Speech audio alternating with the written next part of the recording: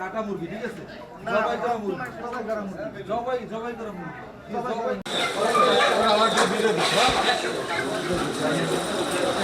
তো গতকাল রাতে আমরা একটা নিউজ পেয়েছিলাম সাংবাদিক ভাইদের মাধ্যমে যে এখানে পুরান বাজারে মরা মুরগি একটা বিক্রি হয় বা এখান থেকে নিউ মার্কেটে পাঠানো হয়। তো সেই সংবাদের উপর ভিত্তি করে এবং পাশাপাশি আমার পাশে আছেন ভোক্তার অধিদপ্তরের শোয়েব ভাই। তো আমরা এখানে এসে আজকে জিনিসটা দেখলাম এবং দেখলাম যে আসলে এটি সত্য যে তারা মরা মুরগি এখান থেকে তারা সাপ্লাই করে এবং যেখান থেকে আসলে আসে মুরগিগুলো সেখান থেকেও যে জবাই হয়ে আসে ফার্ম থেকে, যেটা সম্পূর্ণরূপে বেআইনি এবং এটা আইনত দণ্ডনীয় অপরাধ।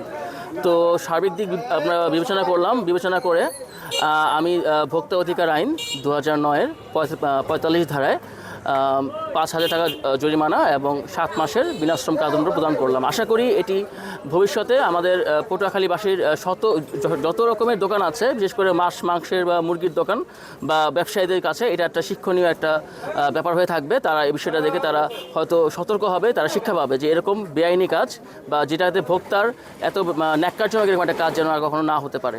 সো এই বিষয়টি নিয়েই আমরা মূলত কাজ করলাম।